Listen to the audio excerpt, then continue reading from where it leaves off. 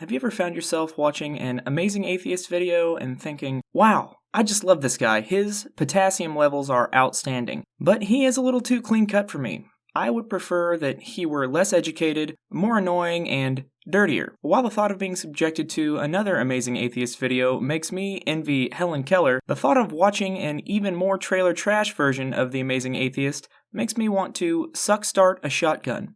But hey, perhaps you're a glutton for punishment. If so, the man you're looking for is Dusty Smith, and this is his story.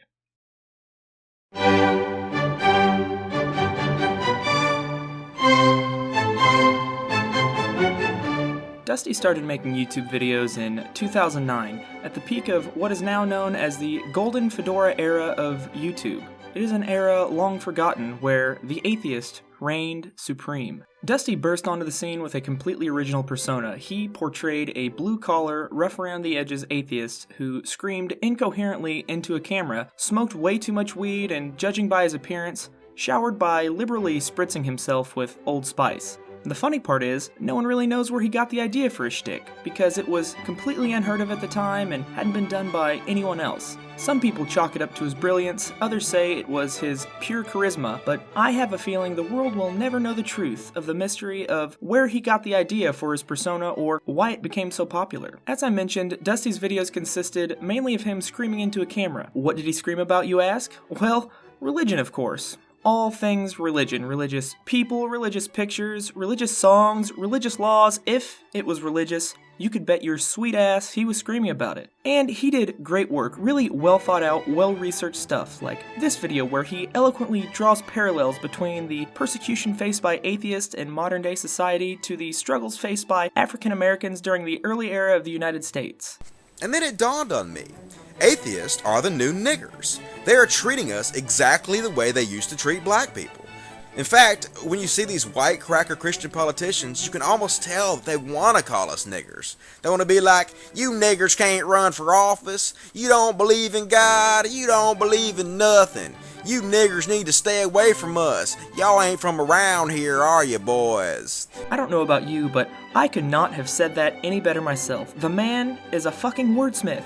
Now, you might be thinking, well yeah, he's practically Shakespearean, but so what? He was just making YouTube videos, right? Well, you could not be more wrong.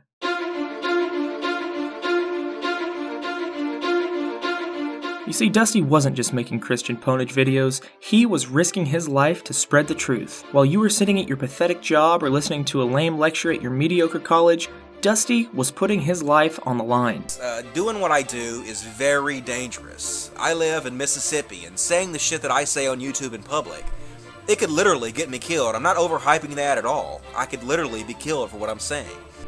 Dusty was an atheist freedom fighter. He might not believe in God, but it is truly a miracle that he didn't suffer a public execution. How he avoided being stoned to death for making YouTube videos is beyond comprehension, as the death squads of the atheist genocide of the early 2000 teens in the United States were absolutely brutal. But Dusty's narrow escape from the bands of murderous religious zealots did not crush his spirit. In fact, it strengthened his resolve, and as a result, he began to flourish. As his and many other atheist YouTubers' subscriber counts grew, they began to overwhelm the evil religious zealots that so oppressed them, and eventually, against all odds, they defeated them, successfully purging their evil presence from YouTube. And now that Dusty had power, he would show compassion. He would take the hands of the innocent children who had been brainwashed by the evil Christians, and he would show them the way, using logic and kindness. Why can't I pray in school?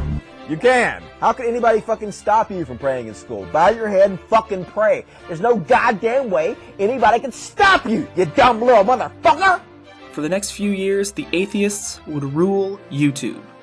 But as we all know, all good things must come to an end.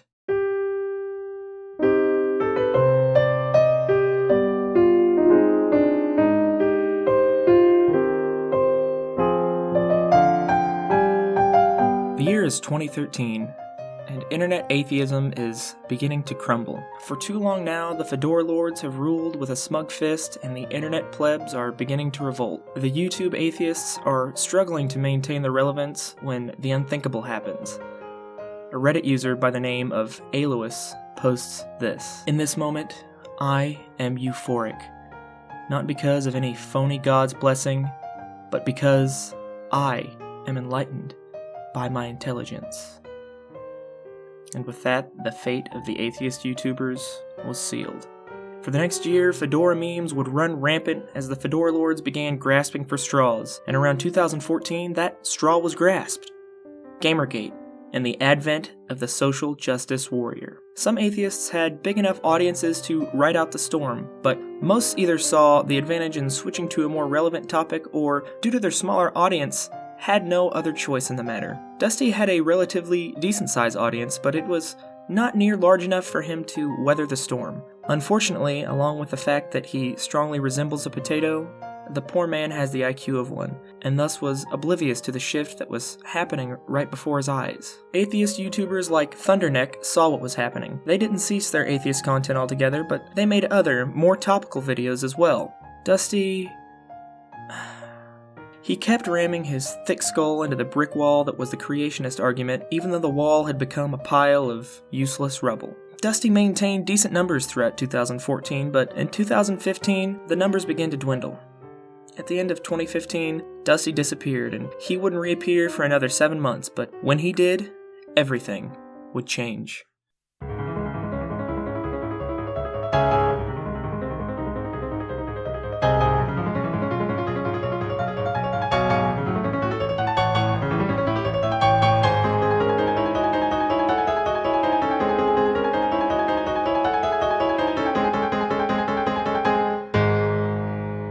The year is 2016 and Dusty is back with a vengeance. After months of intense research, he discovered the solution to his failing YouTube career, SJWs. Dusty came out guns a-blazing. Unfortunately, he was shooting blanks. He first tried his hand at taking down Black Lives Matter. The video received very little views relative to the size of his channel and garnered a 6-to-1 dislike ratio, causing him to lose thousands of his liberal fans. The video didn't resonate with his target demographic either, as it was simply a 1.5-minute copy-paste amalgamation of the videos others had been doing for the past year. That, or this new anti-SJW audience, wasn't a fan of a hobo screaming into a camera inside a shipping container in the middle of the woods.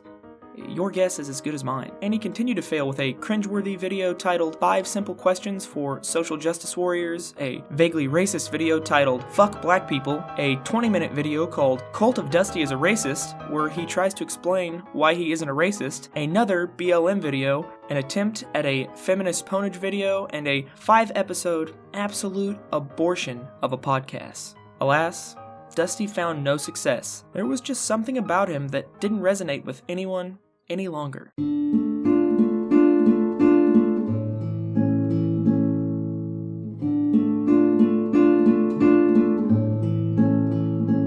Now, when Dusty realized he had alienated a chunk of his liberal audience and was finding no success with his new content, he came up with a genius plan. He would attempt a ponage video directed at the quote-unquote skeptic community, the very people he had been unsuccessfully imitating for the past year. Attacking social justice warriors and feminists has become the new gold rush on the internet. That's where everybody's making their fucking money at these days. There are certain channels out there who all they do is attack Islam. The most evil thing on the planet, Islam. That's what they focus on. And they have a minor amount of support. But these channels who attack feminists and social justice warriors have 500,000 people following them. This is what the community is supporting right now. A guy who has a channel primarily attacking Islam or Christianity gets minor support, whereas a guy who is attacking primarily feminism or social justice warrior makes tens of thousands of dollars off Patreon because people are supporting them so heavily. This is what the community has decided is important. The most evil thing on the planet right now are social justice warriors and feminists. As if he hadn't been doing it himself, albeit failing, Dusty berates other, more popular YouTubers for making anti-SJW videos. He wanted to go back to a better, simpler time, where anti-religious channels reigned supreme, and those goddamn anti-SJW channels, they were getting in the way. In a way, I guess you could say, they took his job. They took his job. I know, shh. Oh man, they took his job. They took it down. And what was his solution for turning the community back in the right direction?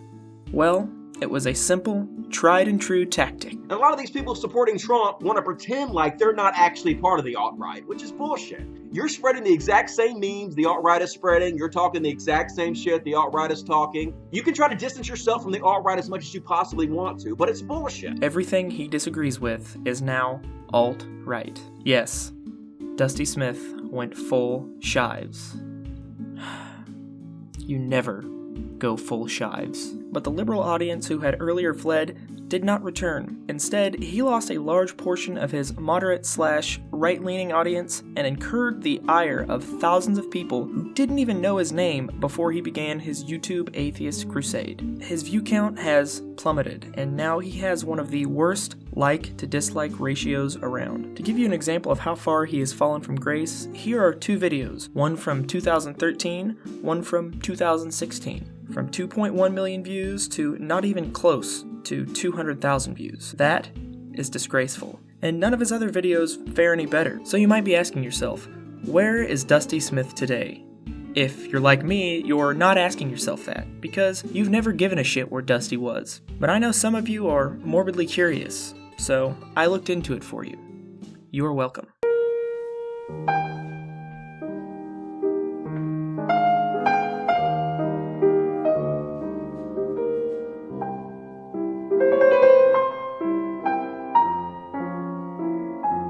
Say what you will about Dusty Smith, he's a man of his word. He now spends his days on Twitter complaining about other people's videos non-stop, with occasional VR Let's Plays where he tries out the latest and greatest games, like slapping Donald Trump with dildos or bar fights. It's 2018, the current year, and by all measures, it is the year of internet blood sports. People are bringing the most controversial guests they can find on their shows and letting them duke it out. Dusty has been trying to get on anyone's channel he can. Only instead of politely asking to do a stream, he will launch into a tirade on Twitter, disparaging their character, demanding to do the stream on his channel, and just generally talking shit. As one would expect, no one wants to associate with him. Recently, Adam Touch a Kid's Wii and You'll Get the Zyklon B, Ray Swirsky, did a live show involving alt-right poster girl Richard Spencer and Supreme Chancellor of the Liberalist Society, Sargon of Akkad. It was the top live stream on YouTube when it aired, with anywhere from 12 to 14,000 people tuning in. Dusty took particular issue with the stream, claiming Adam was irresponsible and trying to cash in on the money of Nazis by platforming them. He even made a 17-minute-long video critique of the live stream. So on one side, you had Richard Spencer, who is right now the father of the white supremacy movement, a guy who believes in setting up a white ethno-state, a guy who is openly calling for some kind of ethnic cleansing. He's a really well-educated guy, well-spoken. He's not like your typical white supremacist, an inbred redneck, you know, like me. He dresses nice, he speaks well, he has a cool fashy haircut, and his white supremacy message seems to really resonate with a lot of people on the right. And also to be on Spencer's side, he invited Millennial Woes, who is another one of these white supremacists, ethno-state supporting, anti-Jewish dipshits who So fuck Israel, I know that much. just can't wait to get rid of the darkies. And then on the other side, to oppose Richard Spencer, he invited Sticks and Hammer 666, who is also a fucking conservative. This is a guy who in the past has said he is on the fringes of the alt-right, has even referred to himself as alt-light. I'm not joining any of your movements. I have my own ideological views. I'm supporting both sides insofar as they're speaking, and neither side insofar as they're acting out scenes of violence. How about that one? How about I'm an American? A guy that doesn't really seem to like Jews very much. So fuck Israel, I know that much. And for the most part, a guy that agrees with Spencer on a lot of stuff. What are you smoking, dude? It doesn't, what he's saying makes no sense. It's clear defamation, too, because you have to understand, it is provably false. It is objectively, provably false that I or Sargon have much in common with Spencer on the main topic. Dusty, being the pillar of morality that he is, really hates that Adam made money off bigots. Mostly the whole thing was a big shit show. On these YouTube super chats, people can pay money to have their messages pop up that the host reads.